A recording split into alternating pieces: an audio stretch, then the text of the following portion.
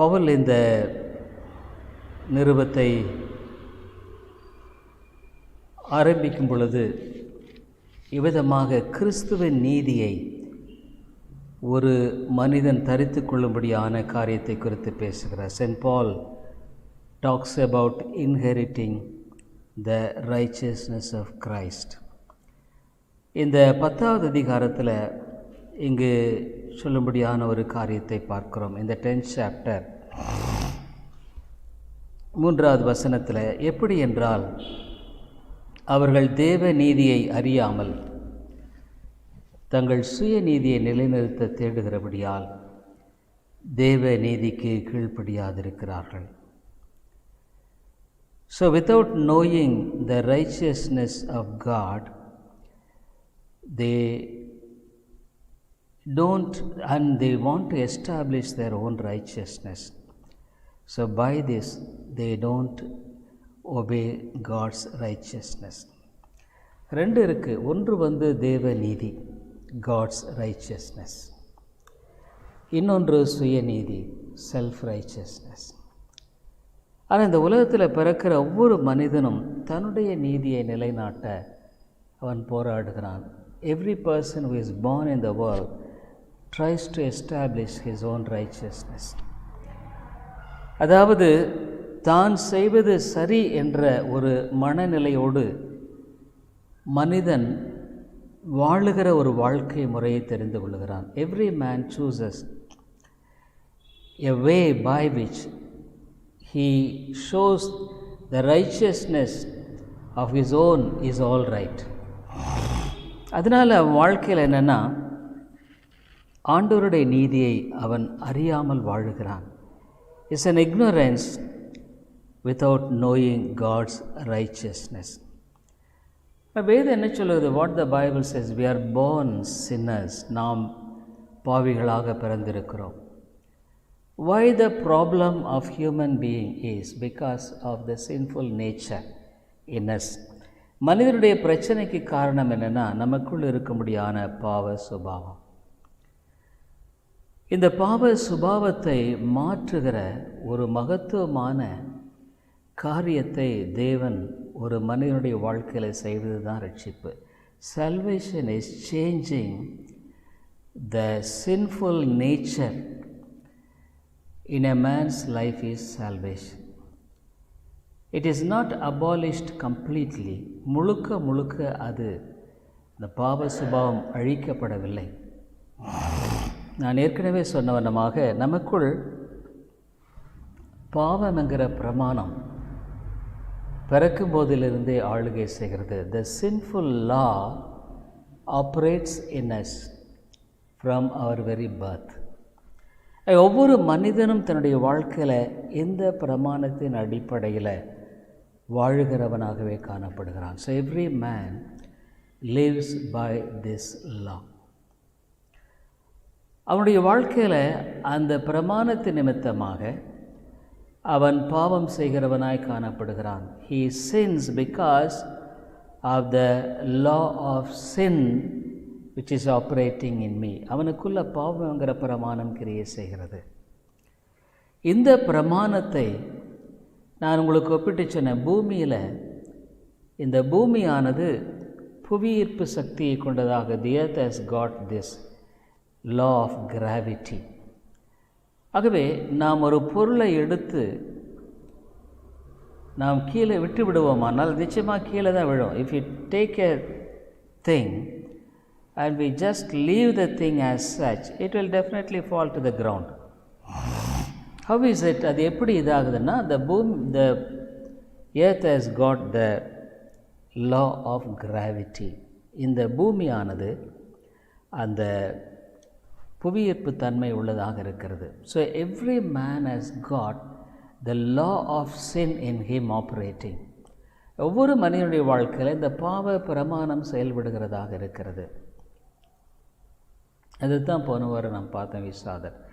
So when this is replaced by the law of the Spirit, by the law of God, இது ஆவியானவருடைய பிரமாணத்தை மூலமாக நீக்கப்படும் பொழுது அல்லது விளக்கப்படும் பொழுது, தி law of the Spirit takes the upper hand. ஆவியின் பிரமாணம் மேலோங்கி எழும்புகிறது. அப்போ இது நாள் வரைக்கும் நம்ம பாவ பிரமாணத்தினால் ஆளுகை செய்யப்பட்ட வந்த நிலை, so far the sinful nature was operating in us. Now the Spirit of God, தேவ ஆவியானவர், takes the upper hand, மேலோங்கி நின்று he controls the spirit of the law, spirit of this law of sin, பாவத்தினுடைய ஆளுகை அவர் அடக்கி ஆளுகிறார். This takes place in our lives almost until death. மரணம் மட்டுமாக நம்முடைய வாழ்க்கையில் இது தொடர்ந்து செயல்படுகிறதாகவே இருக்கிறது. ஆகவே இது அநேக சமயங்களில் நம்ம பாவம் செய்த பின்பாக, many times when we commit sin, we feel sorry for that sometimes. அதற்காக நாம் வருத்தப்படுகிறோம். why I talked like that, ஏன் அதை விதமாக பேசினேன், why I did like this, ஏன் இதை விதமாக செய்தேன், because of the operation of the sinful law in us. நமக்குள் செயல்படுகிற இந்த பாவ பிரமாணத்தின் நிமித்தமாக இந்த காரியம் நடைபெறுது.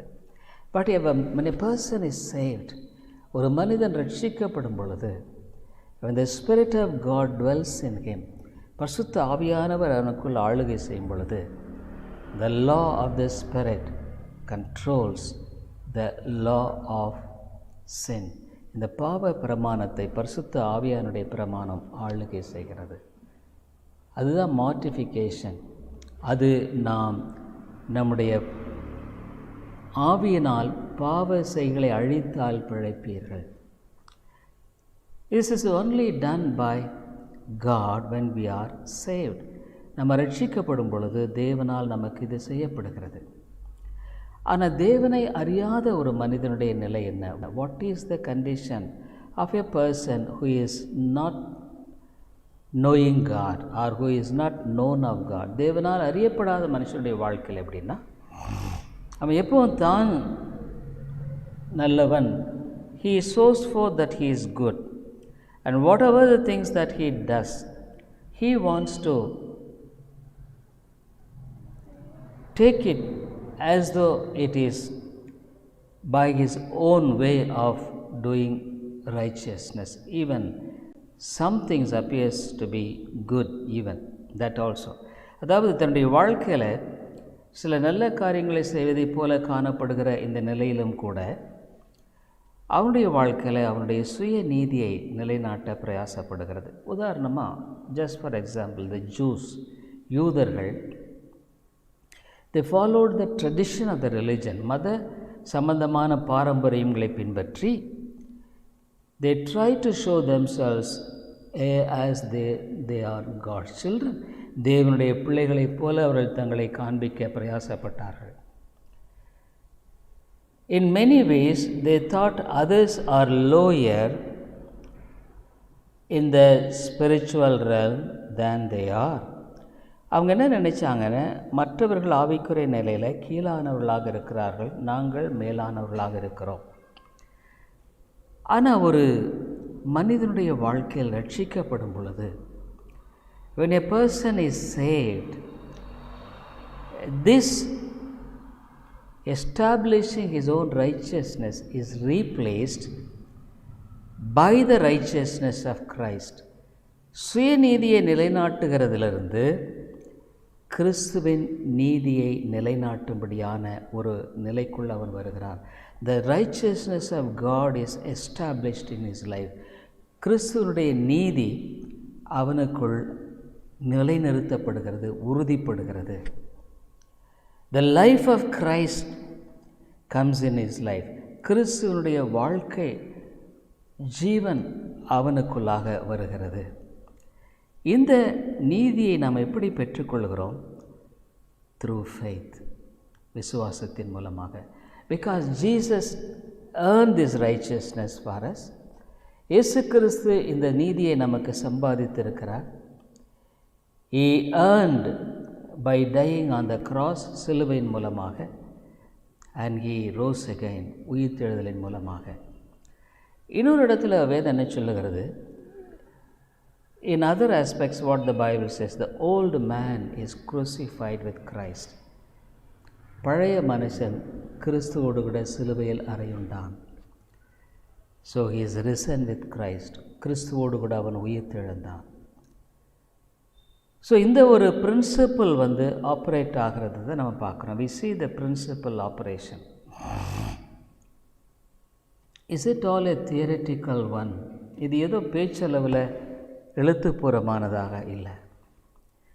When a person is saved, ஒரு மனிதன் ரட்சிக்கப்படும் பொழுது, because of the Spirit of God dwelling in him, பரிசுத்த ஆவியானுக்குள் வாசம் பண்ணுகிறதுனால, a tremendous change is taking place in his heart. அவன் இருதயத்தில் ஒரு பெரிய மாற்றத்தை கர்த்தர் கொடுக்கிறார். அதைத்தான் எபேசியருக்கு நிருபத்தில் நம்ம வாசிக்கிறோம். Ephesians, we see in the first chapter, எபேசியர் 1வது அதிகாரத்தில் அதைத்தான் நம்ம பார்க்குறோம். எபேசியர் 1வது அதிகாரத்தில் நாம் எவ்விதமாக இது நடைபெறுகிறது. 13th verse 1:13, எபேசியர் 1:13, நீங்களும் உங்கள் ரட்சிப்பின் சுவிசேஷமாகிய சத்திய வசனத்தை கேட்டு விசுவாசிகளான போது வாக்குத்தத்தம் பண்ணப்பட்ட பரிசுத்த ஆவியால் அவருக்குள் முத்திரை போடப்பட்டீர்கள். You see, when you are saved, God is sealing with His own Spirit. தமது ஆவியை அவனுக்குள் கொடுக்கிறார். அதனால தான் கிறிஸ்துவின் ஆவி இல்லாதவன் அவருடையவன் அல்ல.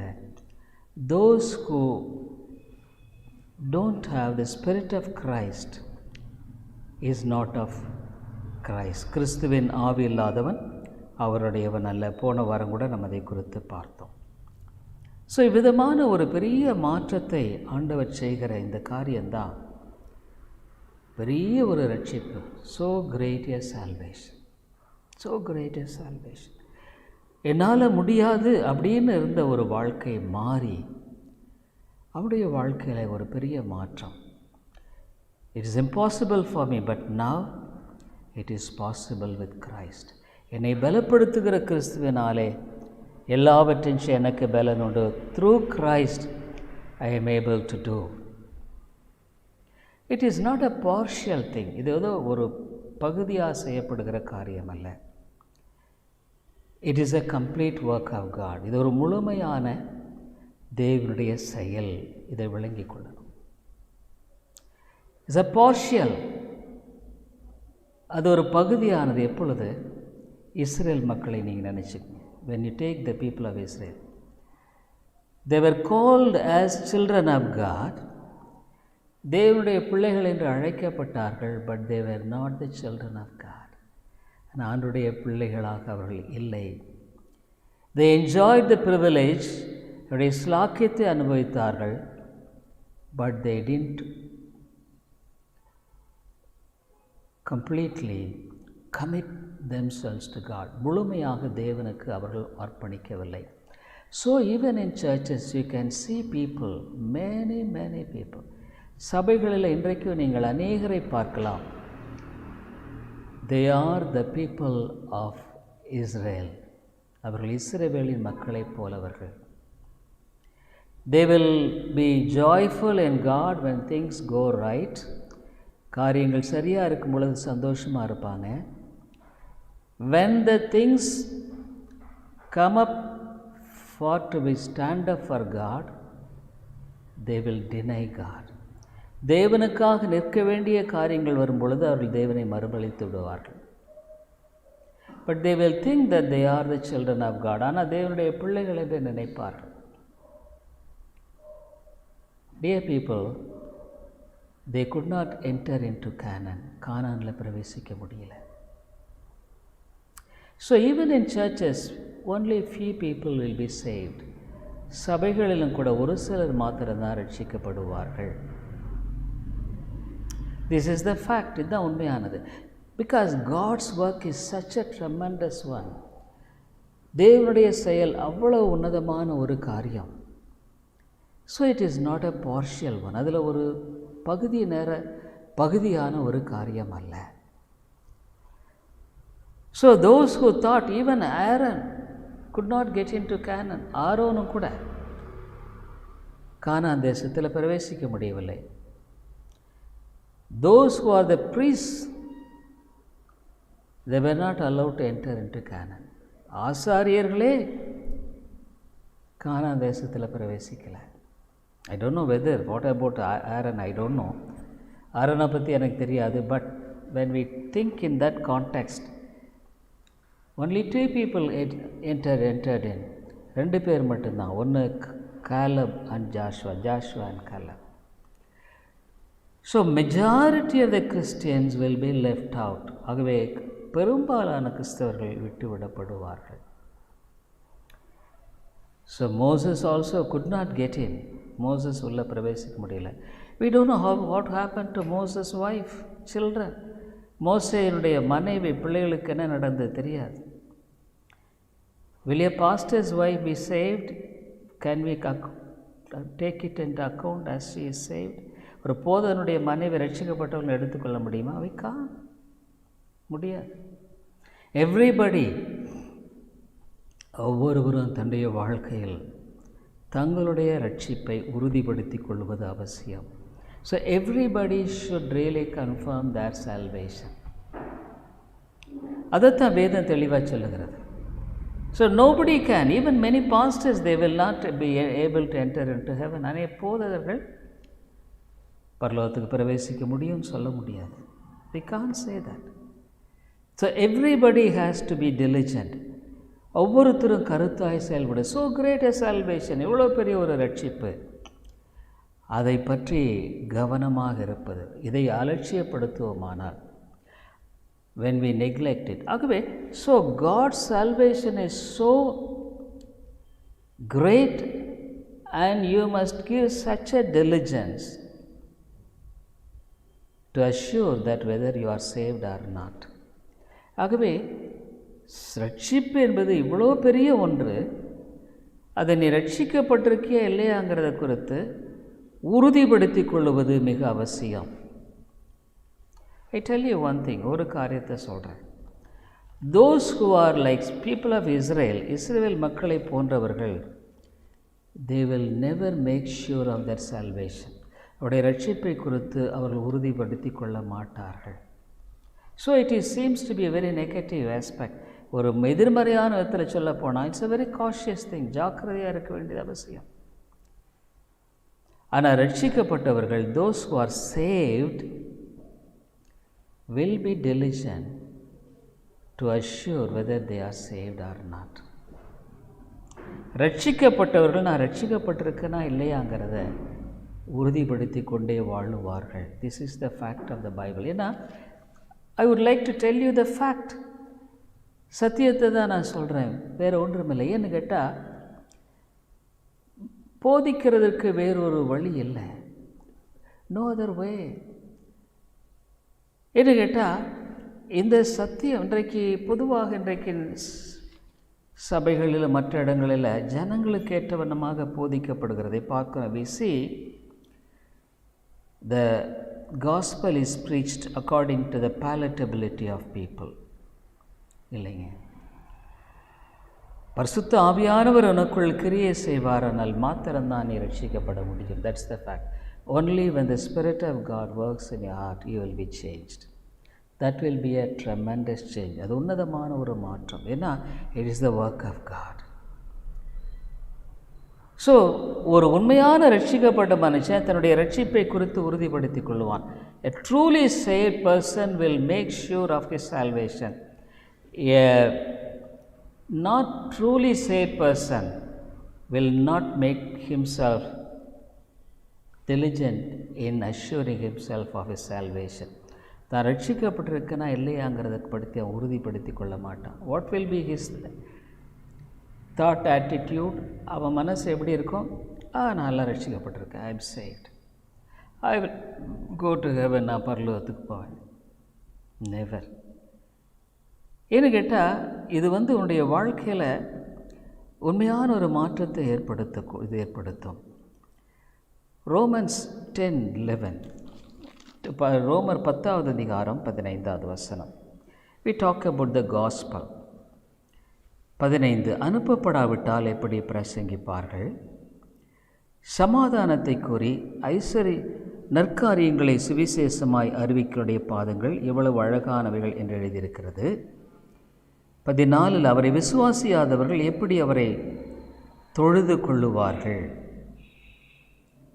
Unless there is a genuine faith, how will they worship God? Worship is completely yielding to God.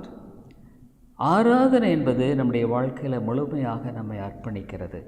அதைத்தான் இவ்வளவெல்லாம் சொல்லிட்டு பவுல் சொல்கிறாரு, ரோமர் 12:1 என்ன சொல்கிறார்? அப்படி இருக்க சகோதரரே, நீங்கள் உங்கள் சரீரங்களை பரிசுத்தமும் தேவனுக்கு பிரியமான ஜீவ பலியாக ஒப்புக் கொடுக்க வேண்டும் என்று தேவனுடைய இரக்கங்களை முன்னிட்டு உங்களை வேண்டிக் கொள்ளுகிறேன்.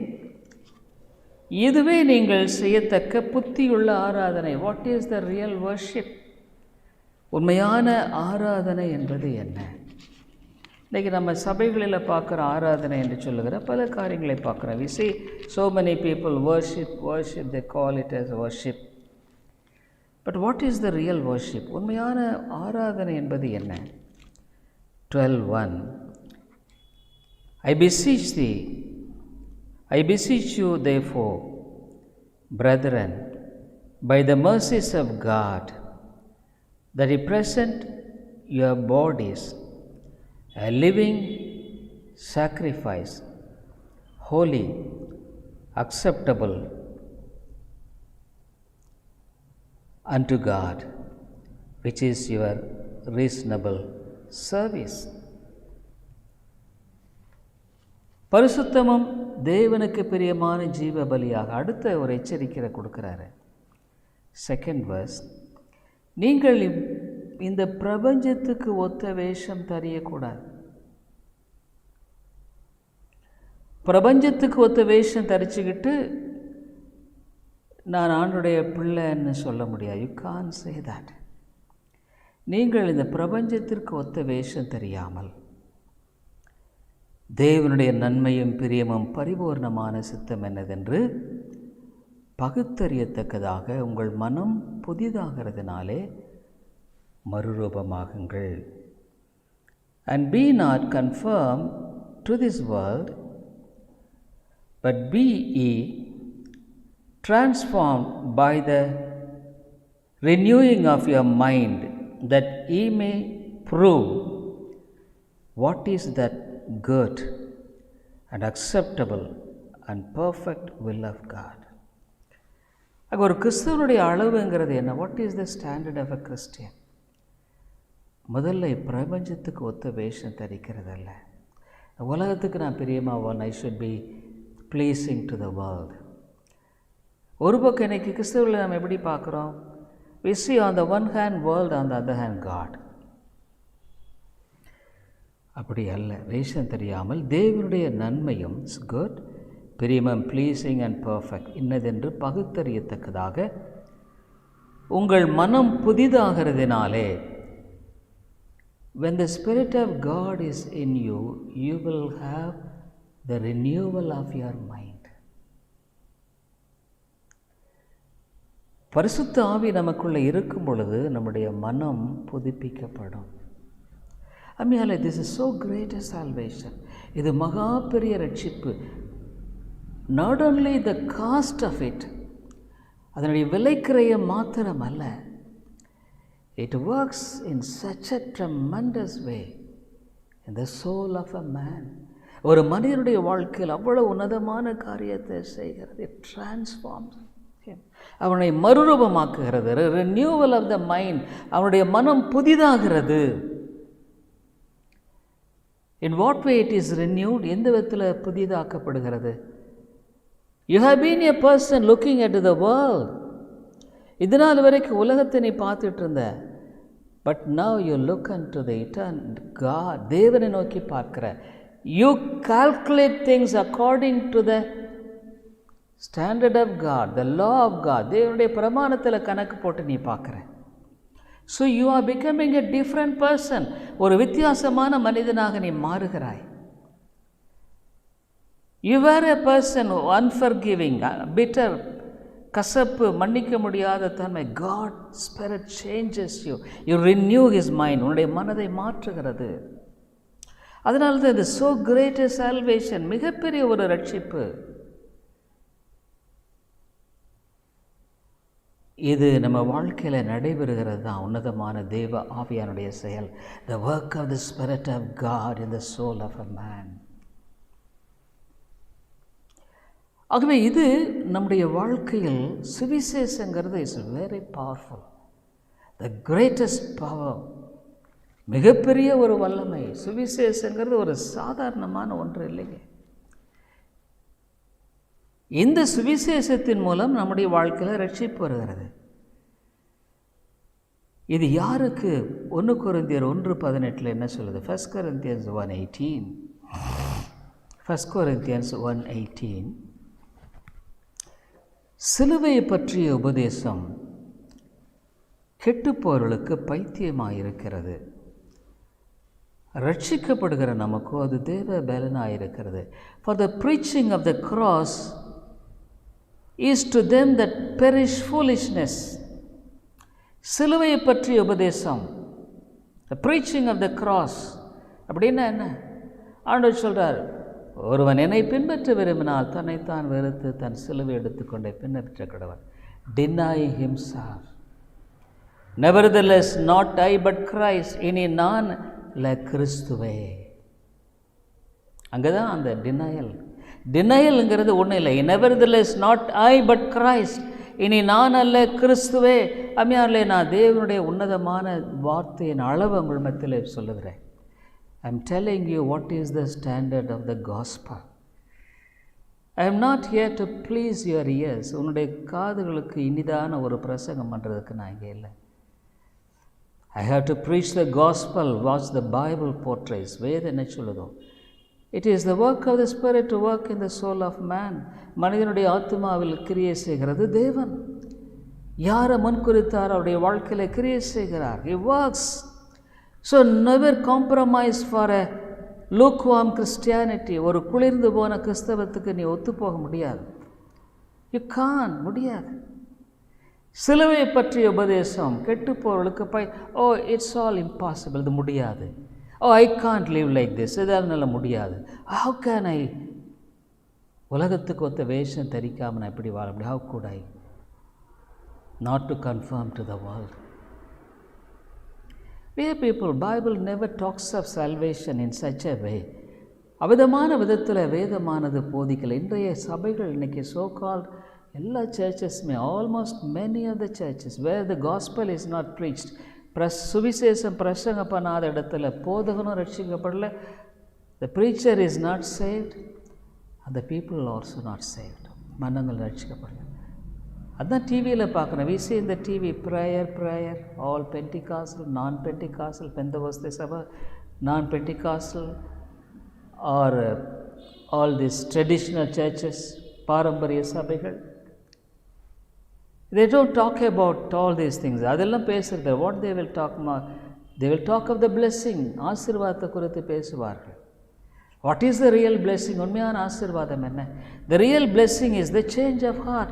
மனிதனுடைய இதயம் மாற்றப்படுகிறது. The Spirit of God dwelling in him. அவனுக்குள்ள பரிசுத்த ஆவியானவர் வாசம் பண்ணுகிற ஒரு வாழ்க்கை. His carnal nature is transformed. அவனுடைய மாம்ச சிந்தை மாற்றப்படுது. The law of the Spirit of God replacing the law of the sin. பாவம்ங்கிற பிரமாணத்தை அங்கு ஆவியானவர் என்ற பிரமாணம் மாற்றி அமைக்கிறது. It's a great tremendous work. மிகப்பெரிய ஒரு காரியம். இது எதன் மூலமாக வருகிறது? By what it is? Through the preaching of the gospel. சுவிசேஷத்தை பிரசங்கிக்கிறதன் மூலமாக. So the gospel is a great power. சுவிசேஷம் மிகப்பெரிய ஒரு வல்லமை. யாருக்கு? ரட்சிக்கப்படுகிற நமக்கோ அது தேவ பலனாக இருக்கிறது. For the people who really understands, இதை விளங்கிக் கொள்வார். when the Spirit of God speaks to their hearts of the power of God, தேவனுடைய வல்லமை அவங்க இருதயத்தில் ஆவியானவர் பேசும் பொழுது they take hold of this, அதை பற்றி கொள்கிறார்கள். they don't go for a compromise, ஒரு ஒத்து போகிற ஒரு காரியத்துக்கு அவங்க போக மாட்டாங்க. Dear people, God's children are God's children. தேவனுடைய பிள்ளைகள் தான். No doubt about it. Is it that we are powerful enough to live as God's children? தேவனுடைய பிள்ளைகளாக வாழுவதற்கு நமக்கு வல்லமை இருக்குன்னு அர்த்தம்? Never. இல்லை. It is the power of God. தேவனுடைய வல்லமை. Power of God is given to him to live this life. That is salvation.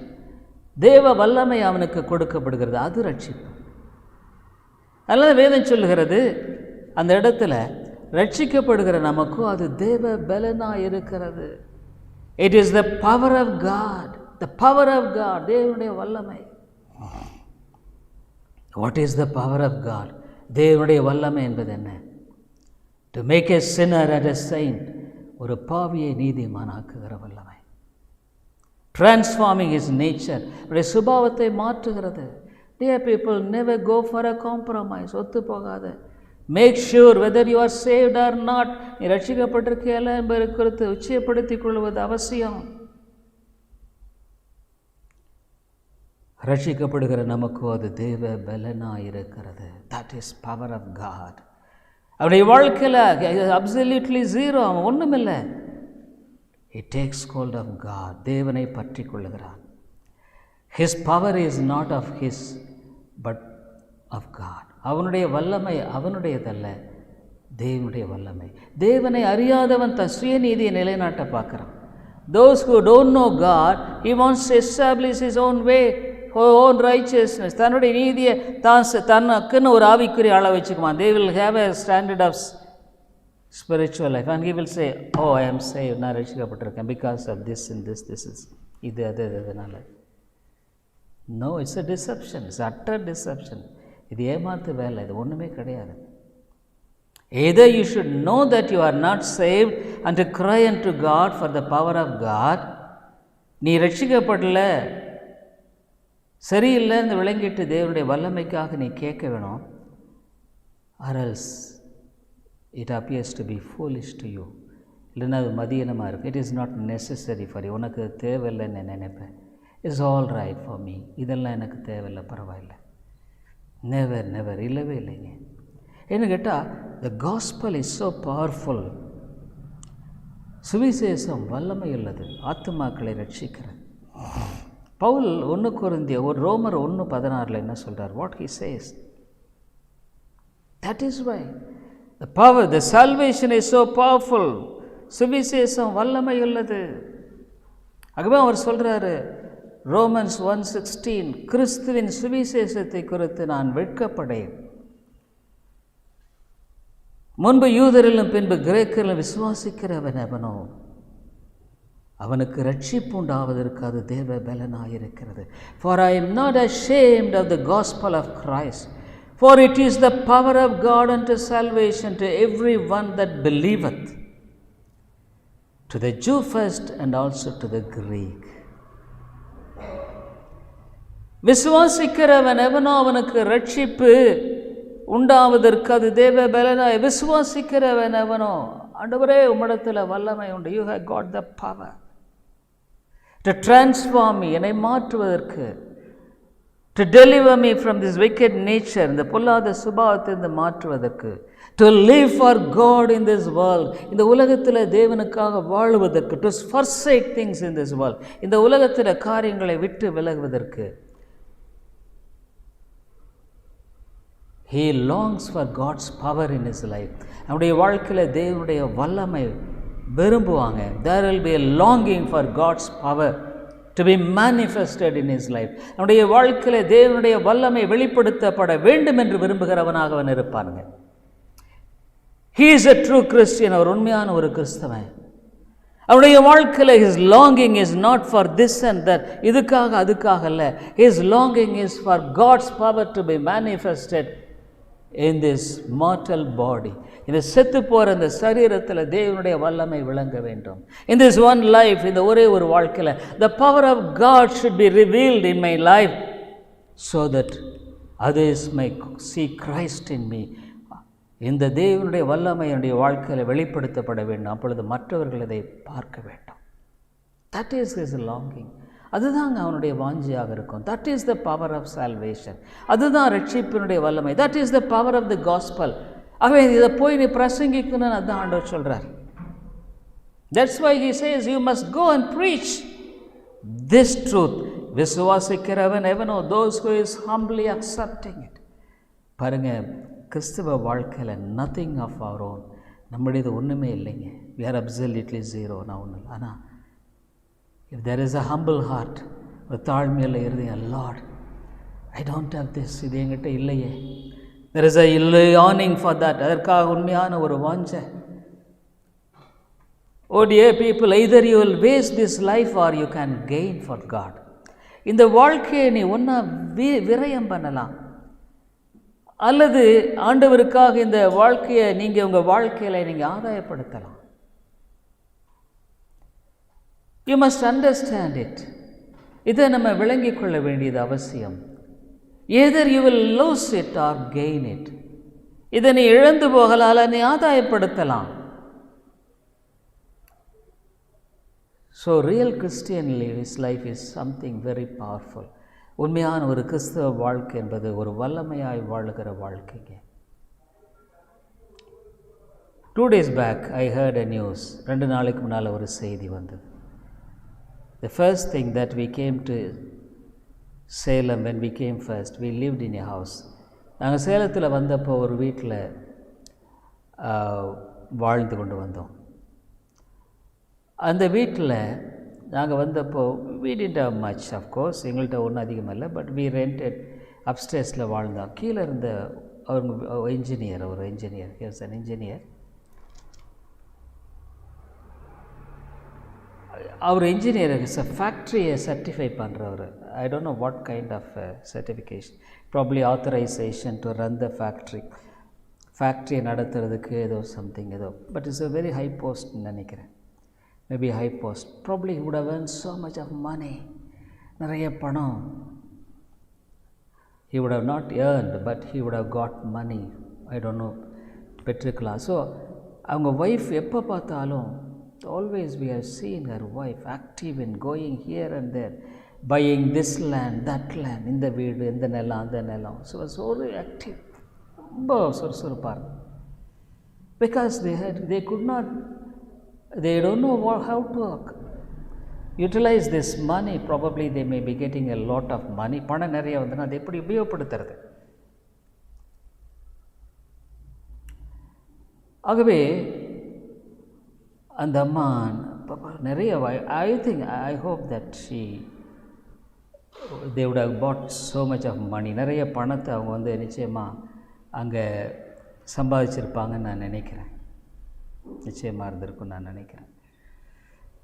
அப்படி இருக்கிற பட்சத்தில் திடீர்னு அந்த அம்மாவுக்கு கேன்சர் வந்தது. she got cancer and we could remember that she was a thin lady. They have her daughter and son, ஒரு மகள், and they arranged the marriage of the daughter. மகளுடைய திருமணத்தை அரேஞ்ச் பண்ணுறப்போ we went there and saw her. Almost she was in the final stage, I believe. கடைசி இதில் இருந்தால். But we heard after some years back, சில வருஷங்களுக்கு முன்னால், she died. மறந்துட்டாங்க. But 2 days back we heard the news. 2 நாளைக்கு முன்னால், this engineer, after that he was living, probably they had a lot of money, நிறைய பணம் இருந்திருக்கும், property. Some probably last week or something, I don't know, he went to சென்னைக்கு last week நான் போனார்னு நினைக்கிறேன். he was there in the house of his son. அவருடைய மகனுடைய அந்த வீட்டில் இருந்தார். probably in the afternoon at 12 o'clock, I believe, 12 மணிக்கு கொஞ்சம் தூங்கலான்னு படுத்திருக்கார். 2 o'clock he was awakened for the food. சாப்பாட்டுக்காக. நல்ல hectic man, Catholic. எழுப்பும் பொழுது 2 மணிக்கு எழுப்புனா was dead. செத்துட்டார். silent heart attack. I have invited him many times for the church. அநேக சமயங்களில் search கூப்பிட்ருக்கேன். நான் சொல்லியிருக்கார் அவர், we have our own church, எங்களுக்குன்னு சபை இருக்குது. That's all. Life is over. வாழ்க்கை முடிஞ்சிருச்சு, அவ்வளோதான். I saw even ஒரு பந்தல் கூட வீட்டுக்கு முன்னால் போடல. I heard that the body was brought from Chennai and they buried it. சென்னையிலேருந்து கொண்டு வந்து புதைச்சிட்டாங்கன்னு நான் நினைக்கிறேன். So that is all the life of a man. ஒரு மனிதனுடைய வாழ்க்கை அவ்வளோதான். God gave so much of opportunity. நிறைய சந்தர்ப்பம் கொடுத்தார். But they never cared for that. அதுக்காக கவலைப்படவே இல்லை. We saw once in a hotel here nearby, ஒரு ஹோட்டலில் பார்த்தோம் with his son. He was a man who used to talk well and he used to talk to me well. நல்லா பேசுவார். But what is the use of all these things? என்ன பிரயோஜனம்? He has gone. His soul is eternally lost. நித்தியமாக இழக்கப்பட்டு போயிடுச்சு. So it is foolishness. The gospel is foolishness to such people.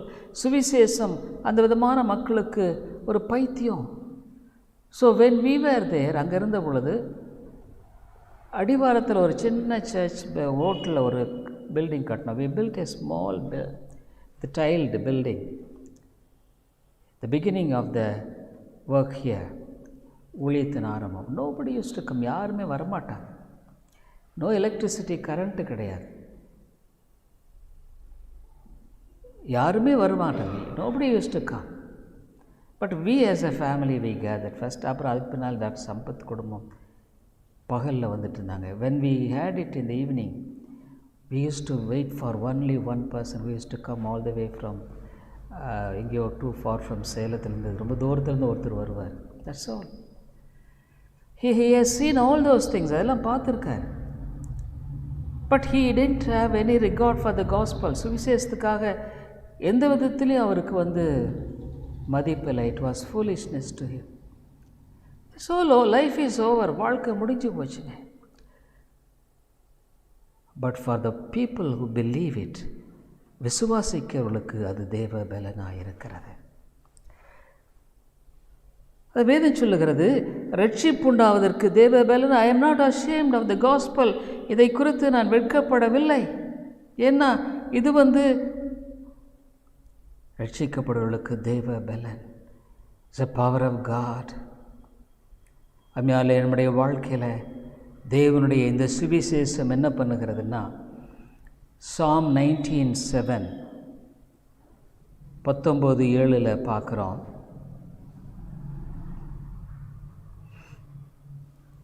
இந்த வேதமானது it's a very powerful. விசுவாசிக்கிறவர்களுக்குள்ள அது என்ன சொல்லுகிறது என்று பார்க்குறோம். கர்த்தருடைய வேதம் குறைவற்றதும், சங்கீதம் 19:7 ஆத்துமாவை உயிர்ப்பிக்கிறதுமாயிருக்கிறது. It revives the soul. விசுவாசிக்கிறவர்களுக்குள்ளாக பற்றி எரிகிற காரியமாக அது இருக்கணுங்க. The gospel should burn in your heart. That is the real Christianity. அதுதான் உண்மையான கிறிஸ்தவம். சுவிசேஷம் என்பது, வாட் இஸ் காஸ்பல்? சுவிசேஷம் என்பது என்ன? So great a salvation. எவ்வளோ பெரிய ரட்சிப்பு. The very God himself came down and to die. இந்த மகா பெரிய தேவனே மரித்து. இட்ஸ் ஃப்ரீ, இலவசமானது. The power of the gospel is so great a power. சுவிசேஷத்தினுடைய வல்லமை என்பது மிகப்பெரிய ஒரு வல்லமை. ஆத்துமாவை உயிர்ப்பிக்கிறது. It revives. விசுவாசிக்கிறவர்களுக்குள்ள when the gospel you hear, it should burn your heart. இருதயத்தில் அதாங்க கொழுந்து விட்டு எரிகிறது. ஒருவேளை உண்மையான ஒரு ஆவியானுடைய கிரியை உள்ள மனுஷ வாழ்க்கையில், ஐயோ ஆண்டவரே, அவிதமான ஒரு காரியத்தை Lord do it in my life. The gospel should burn in my life. என் வாழ்க்கையில் அது எழுந்து பிரகாசிக்க. You can't be as lukewarm Christian. அனலுமின்றி குளிருமின்றி வாழுகிறது அது வல்லைங்க. இல்லை, ப்ளீஸ், நீங்கள் தயவுசெய்து இது it's a very powerful, the word of God. தேவனுடைய வார்த்தை equal, that is this gospel. தேவனுடைய வார்த்தை அது எப்படி பண்ணுதுன்னு பாருங்களேன். ஹீப்ரூ 4:12, எபிரேயர் 4:12 சொல்லப்படுகிறது.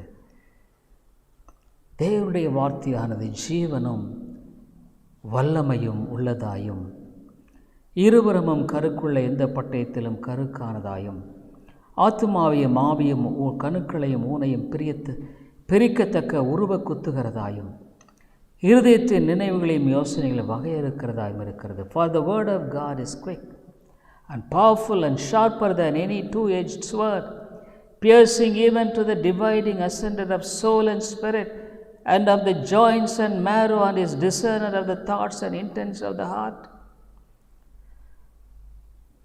தேவனுடைய சுவிசேஷம் மிக வல்லமை உள்ளது. இந்த சுவிசேஷம் ஒரு ஆத்துமாவை ரட்சிக்கிறதாக இருக்கிறது. It saves. ஒரு ஆத்துமாவை உயிர்ப்பிக்கிறதாக இருக்கிறது. அதனால தான் யாக்கோபு 1:21 இந்த வசனத்தை பார்த்து நம்ம முடிக்க போகிறோம்.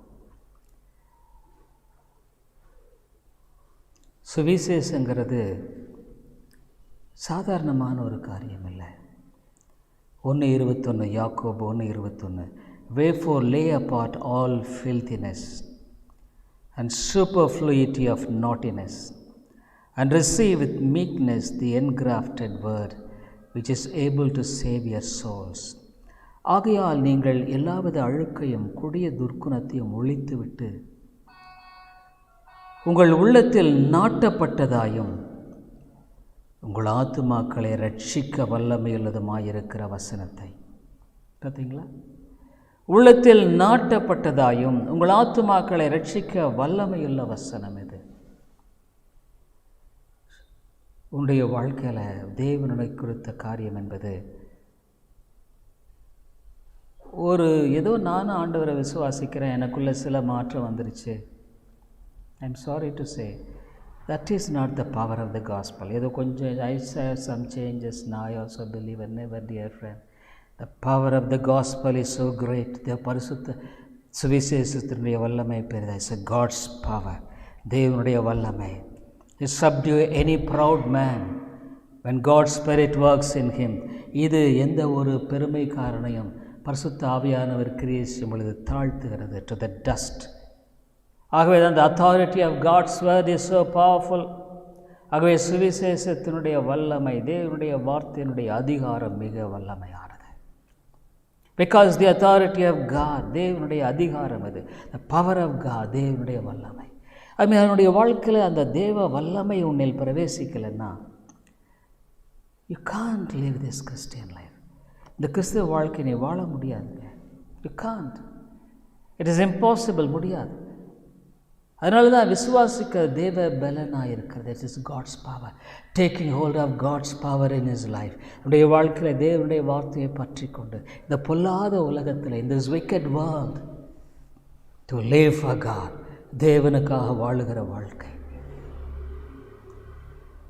அவருக்காக பிரகாசிக்கிற வாழ்க்கை, to show for the light of the gospel. ஒவ்வொரு கிறிஸ்தவன் இந்த உலகத்தில் இந்த சுவிசேஷத்தின் ஒளியை பிரகாசிக்கும்படியாக அழைக்கப்பட்டவன். Every true Christian is the one who is called to bring forth the light of the gospel.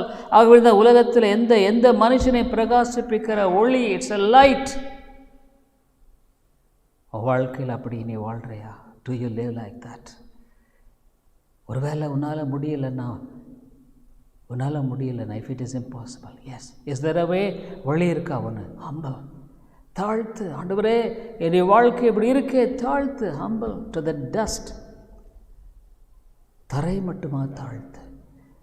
கிறிஸ்துவ வாழ்க்கையில் வேறு ரகசியமே இல்லைங்க. no other secret but humility, தாழ்மை தாங்க. to the dust, தரை மட்டுமா தாழ்த்துற ஒரே ஒரு ரகசியம் தான் கிறிஸ்தவ வாழ்க்கையில். இல்லைன்னா it will be all foolishness to you. உனக்கு ஏதோ பைத்தியமாக தான் இது இருக்கும். You will be so satisfied with your own religion. உன்னுடைய சொந்த பக்தியில் நீ திருப்தியாக வாழ்ந்துட்டுருப்ப. But where will you go? எங்கே போவ? Do you think that you will go to heaven? பரலோகத்துக்கு நீ போவேன்னு நினைக்கிறியா? Dear people, Bible never calls such a low standard of Christianity for you to get into heaven. பரலோகத்தில் நுழையிறதுக்கு அபிதமான ஒரு கீழான அளவை வேதம் சொல்லலை. உன்னுடைய வாழ்க்கையை நீ தாழ்த்து. humble yourself. Lord, my life is not a light. என்னுடைய வாழ்க்கை வெளிச்சமாக இல்லை. அதான் வேதம் சொல்லுது, உலகத்தில் ஒளியாக இருக்கிறீர்கள். You are the light. What is this light? இந்த ஒளி என்ன? The light of the gospel, சுவிசேஷத்தினுடைய ஒளி. நம்முடைய வாழ்க்கையை நம்ம யோசித்து தாழ்த்தும். ஆண்டவரே என்னை மன்னி, இந்த உலகத்துக்கு ஒத்த வேஷத்தையும் தரிச்சுக்கிட்டு நான் கிறிஸ்தவன் சொல்லிட்டு வாழ்கிறது உண்மையான கிறிஸ்தவ வாழ்க்கை இல்லைங்க. உலகத்துக்கும் ஒத்த இந்த form of all godliness, all the worldliness, தெய்வ பக்திக்குள்ள ஒரு வாழ்க்கை வாழுகிறத போல உலக பிரகாரமான ஒரு வாழ்க்கை. It's a deception of the devil. அது பிசாசுடைய தந்திரம். ஆகவே நம்மை தாழ்த்தும். ஆண்டவரே என் வாழ்க்கையை நீர் மாற்றும். ஏன்னா ஒரே ஒரு வாழ்க்கை, only one life. we don't know how many days we have left out. எத்தனை நாள் நமக்கு இன்னும் மீதி இருக்க தெரியாது. But it is time for us to humble before God. தேவனுக்கு முன்பாக நம்மை தாழ்த்த வேண்டிய நேரம் இது. ஆண்டவரே மன்னியும். அதான் சொல்கிறாங்களே, கானான் தேசத்தில் அத்தனை பேர், only 2 people. I tell you dear friends, all the ஆசாரியனும் உள்ளே போகலை, மோசேயினுடைய பிள்ளைகள் மனைவி உள்ளே போகலை. மோசேயே போனால் கடைசியில் அவனுக்கு God gave a vision at least from far off, தூரத்தை காமிச்சார். So latest tremble. ஆகவே தான் இந்த ரட்சிப்பு நிறைவேற பயத்தோடு நடுக்கத்தோடு பிரயாசப்படணும். You must have an earnestness in fulfilling this salvation. சும்மா இதான் ரட்சிக்கப்பட்டான்னுட்டு பொய்யா சொல்கிறது. What is the use of simply saying I am saved? Never. இல்லவே இல்லைங்க. ஒவ்வொரு கிறிஸ்தவன் ஒவ்வொரு வாழ்க்கையில் அவன் தெய்வ பயத்தோடும் நடுக்கத்தோடு. என்ன பயம்? தெய்வ பயம், ட்ரம்பிளிங். அவன் வாழ்க்கையில் கிறிஸ்தவ வாழ்க்கை என்பது இதுதாங்க. திஸ் இஸ் கிறிஸ்தவ வாழ்க்கைங்கிறது வேதம் தான் சொல்லுது. நாட் சிம்பிளி ஒரு அனலுமில்லி குளிர்மின்றி வாழ்ந்துட்டு நானும் கிறிஸ்தவன் சொல்கிறதில்லை. ஜெபம் பண்ணுவாங்க, ஜெபிப்போம். கிருபை நல்ல ஆண்டவரே, உம்முடைய வார்த்தைக்காய் ஸ்தோத்திரம். ரட்சிக்கப்படுவதற்கு தேவ பலனாக இருக்கிறது. we need the power of the gospel. சுவிசேஷத்தினுடைய வல்லமை தேவை. ஆண்டவரே, இந்த உலகத்துக்கு ஒத்த வேஷம் தரிக்கிறவர்களாக நாங்கள் வாழ்கிற வாழ்க்கையில் இல்லை. ஆண்டவரே மன்னியும் கர்த்தாவே. எங்களை ஆராய்ந்து பார்த்து வேதனை உண்டாக்குற வழிகள் உண்டோ என்று ஆராய்ந்து பார்த்து நித்திய வழியில் நடத்தும். துணிகரமான பாவங்களுக்கு விலக்கி காரும். துணிகரமான பாவங்களுக்கு எங்களை விலக்கி காரும். அவைகள் எங்களை ஆண்டு கொள்ள ஒட்டாதிரும். ஆண்டவரே கர்த்தாவே எங்களுக்கு இறங்கும். பாவியாவின் மேல் கிருபையாயிரும் என்று சொல்லி முன்பாக தாழ்த்துகிற தாழ்மையை தாரும். தாழ்மையுள்ளவர்கள் சிறு குழந்தையை போல தாழ்த்துகிறவன் சிறுபிள்ளையை போல தாழ்த்தாவிட்டால் பரலோகத்தில் பிரவேசிக்க முடியாது என்று ஒரு சிலர் ஆண்டவரை வாரங்களுக்கு முன்பாக நாங்கள் சந்தித்தோம். தாழ்மை இல்லாமல் ரட்சிப்பில்லை. தாழ்மை இல்லாமல் தேவ பலன் பெற்றுக்கொள்ளுகிற வழி இல்லை. ஆவியானவரே கிருபை செய்யும். இயேசுவின் நாமத்தில் ஜெபிக்கிறோம் எங்கள் நல்ல பிதாவே, ஆமென். I hope the Lord is blessing you through this preaching of God's word, and we are glad to inform you that you could contact me over my mobile phone and WhatsApp number 9842767184 and my email ID davidilongo100@gmail.com davidilongo100@gmail.com. Thank you very much. கிறிஸ்துவுக்குள் அன்பானவர்களே, நீங்கள் தொடர்ந்து இந்த தேவ செய்திகள் மூலமாக ஆசீர்வதிக்கப்பட்டு வருகிறீர்கள் என்று நாங்கள் நம்புகிறோம். எங்களுடைய ஞாயிறு ஆராதனை காலை 10:30 மணிக்கு இந்திய நேரப்படி, மாலை 6:30, ஒவ்வொரு புதன்கிழமை மாலை 6:30 மணிக்கு வேத ஆராய்ச்சி கூட்டம் உண்டு. இந்த கூட்டங்களில் நீங்கள் ஆன்லைனில் கலந்து கொள்ள உங்களை அன்போடு கூட அழைக்கிறோம். மேலும் உங்களுடைய ஆவிக்குரிய பாரங்களை நீங்கள் தயவுசெய்து எங்களோடு கூட பகிர்ந்து கொள்ளலாம். இன்னுமாக உங்களுக்கு ஆவிக்குரிய ஆலோசனை அல்லது இந்த சத்தியத்தை குறித்த தெளிவோ அல்லது விளக்கமோ தேவையானாலும் கூட என்னோடு கூட நீங்கள் தொடர்பு கொள்ளலாம். என்னுடைய வாட்ஸ்அப் எண், இன்னுமாக மொபைல் எண் 9842767184 9842767184. இன்னுமாக நீங்கள் இமெயிலில் தொடர்பு கொள்ள வேண்டுமானால் என்னுடைய email ID davidilongo100@gmail.com davidelango100 @gmail.com. நன்றி.